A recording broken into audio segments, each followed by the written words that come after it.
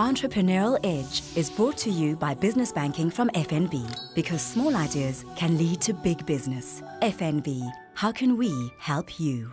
Jason, now before the break we spoke about your last labour of love, which is native. But your journey must have started somewhere. As I understand, you studied at NYU, New York University. Where does your passion for media and marketing come from? I think that my passion for media and marketing started with a passion for storytelling. So even as a child, I started writing poetry when I was very young, and that progressed into writing a novel, which progressed to writing screenplays. And when I went to New York to study, it was to study film and television. So I started out in media as a film writer and director. And that passion for storytelling has taken me into advertising and into digital and other areas, because ultimately storytelling is taking on new forms through all of those disciplines. So that's really where it starts for me, and that continues to be my passion, storytelling. Besides storytelling, it seems that you have a natural penchant for spotting a good idea and running with it. You've had so many innovative companies. You co-founded VWV Interactive, you've worked for Prime Media, and then you launched Metropolis Transactive. It seems that you're not content with the normal 9 to 5, setting up a company, sitting back and enjoying the fruits of your labor. Why do you keep innovating? Why keep changing and building these new ventures? It's interesting. I think that I'm only starting to understand the answer to that question now. So when I started my career, all I really wanted to do was write and direct movies.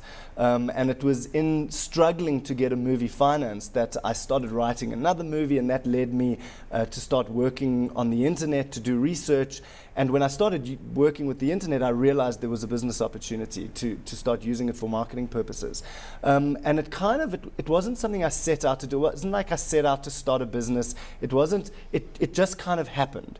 And I think through my career, I've started to realize that for one or another reason, I tend to spot something that seems to be an emerging trend and become very passionate about it and all consumed by it. And that then evolves into wanting to bring that to life and implement it, and generally leads to some kind of business at the end of the day. One of your ventures was Metropolis Transactive, and at 28, you became the youngest CEO at the helm of a JSE listed company. Was this a goal? Was this just happened by journey and by fluke? It definitely wasn't a goal. It was quite a strange ride, in fact. After we had built VWV Interactive into a very successful web development company very quickly, Prime Media decided to acquire a stake in the business together with Datatech. And I said, guys, fantastic, but I'm out of here. I want to go back and make movies. And they said, well, we're a media company. Why don't you come and make movies with us? So I agreed to do that. I left VWV, joined Prime Media to make movies for them. But within about 6 or 9 months, William Kirsch, who was the CEO at the time, came to me and said, you know, Naspers has just listed MWeb. We have iAfrica.com. We don't want to lose traction in the market, so we'd like you to head up a listing for us. And I then started to look at what that opportunity might look like. And we decided ultimately to bundle a whole bunch of Prime Media companies together and to list this new entity called Metropolis. And they basically gave me 90 days to form the company out of a whole range of disparate assets within Prime Media. That's such a short timeline.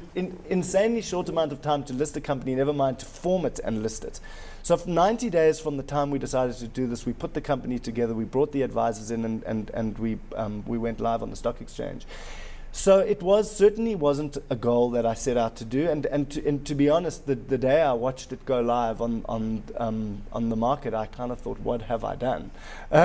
It was a crazy time though, and it was when I look back on it, there were incredible lessons that we learned and incredible things that we did. And again, we had an idea and a passion for that idea.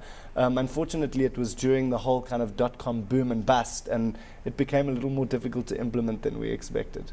But speaking of the listing process, how intricate, even though you had such a short time span, is listing on the Johannesburg Stock Exchange, or any stock exchange for that matter? It's a very complex thing. So we were listing on a part of the market, in a sector of the market where we were able to do so without an enormous amount of financial history. But we had a lot of advisors. So HSBC was one of our advisors, and RMB were one of our advisors, and Edward Nathan was an advisor. So I had a team of literally 20 very highly paid people sitting around a table twice a week, working out the bits and pieces that we needed to do. I would never have been able to do it on my own. I was doing it out of a big corporate, and obviously that gave us the muscle to put the investment into it that we needed.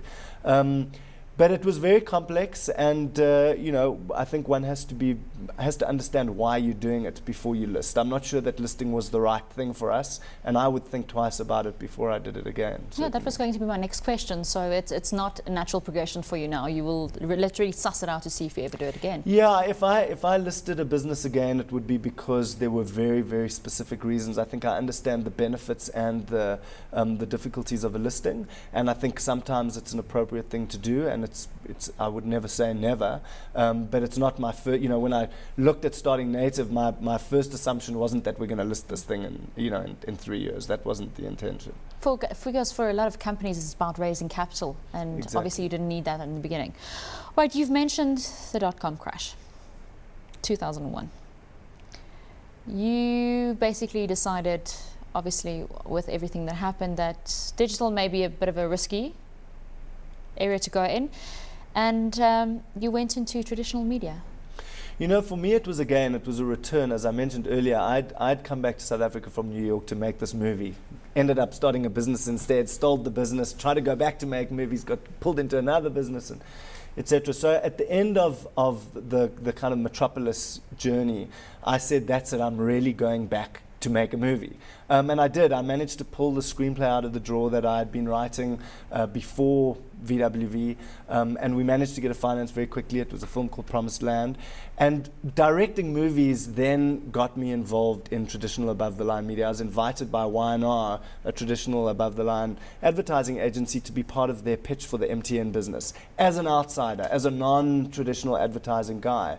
And I got very deeply involved in that, and we ended up winning the business, and they said, hey, join us as executive creative director to run this business. And that gave me a whole new view on the marketing industry, and has taught me an enormous amount about brand building. And I think I've discovered that actually that is where my passion lies. It's not just in storytelling from a movie point of view, but it's in storytelling from a brand building point of view. Because it's different now. People usually talk about the future of the 30-second television ad. From your perspective, how's that involved? Is it still a reality?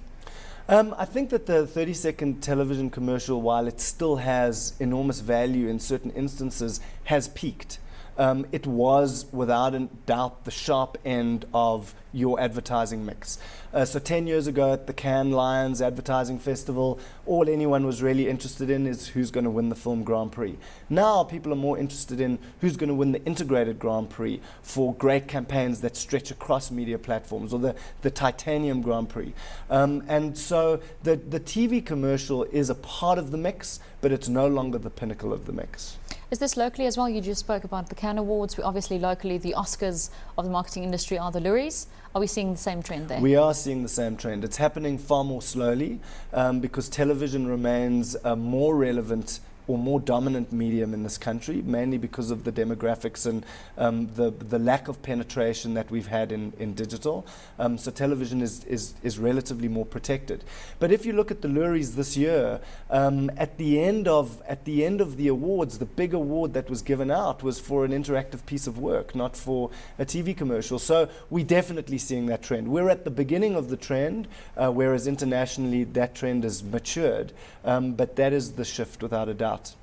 You're talking about integration and digital. If you follow the trends, obviously the PwC study every year, digital is growing, but it doesn't seem to be dominating yet. Is the answer having a mix of traditional and digital? So I often say that digital is really sexy, but integration is sexier. And the truth of the matter is the line between digital and traditional is already artificial. Blurred.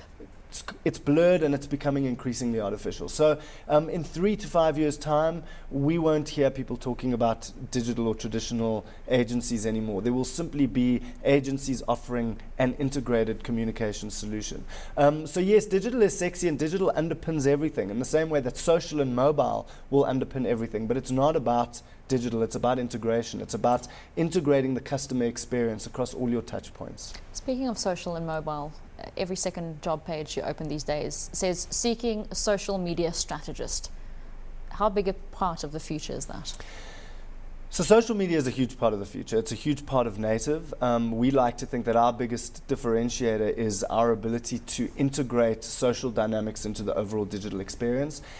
You know, in the past, marketers would talk about digital as just another channel. And back in the 90s, in many ways, it was just another channel because the web was a publish and browse medium. And, you know, you could put something on television, you could put it on the web. With the advent of social media, that's changed. Social media isn't just a channel. It has actually fundamentally changed the relationship between consumers and brands. The power is now in the hands of the consumers. They own your brand, or at least co-own it with you. And so social media is actually changing the fabric of the entire marketing industry. So it's inseparable from the future. Jason, before we go, you've spent 20 years working across platforms, across industries. Some might say a jack of all trades. But if I had to ask you now, what would you prefer? And if you had to choose one for the next 20 years, what would that be? For me, it is without a doubt innovating the future of communication. So, you know, for me, all the things I've done from television commercials and movie making and above-the-line advertising, they're actually all have just been steps towards this point. And this point is about integration. It's about integrating all of those experiences in order to forge a new future for us from a marketing and communications perspective. And the future of native, you're a year old now. What's the are you going to continue with that, or is there a new entrepreneurial venture? No, I think native is it for me. I have the logo tattooed on my arm. This one's for keeps. People often say to me, do I miss directing films? And my answer is that, you know, for me, the canvas has changed. The canvas was a 90-minute movie before, or a 30-second TV commercial. The canvas now is actually the company of native. It's the culture and the services and the strategy we're building out. So for me, I feel like I've arrived at a kind of long-term opportunity. And the future for us is that we want to be undisputedly the leading digital agency in South Africa, and then the leading digital agency in Africa, and then a world-class agency. That's ultimately where we're headed. 30 seconds left. Your advice to those budding entrepreneurs out there watching you, being inspired and saying, I've got a bright idea. Make sure that you know what that idea is, be clear about your vision, and then don't stop at anything to bring it to life.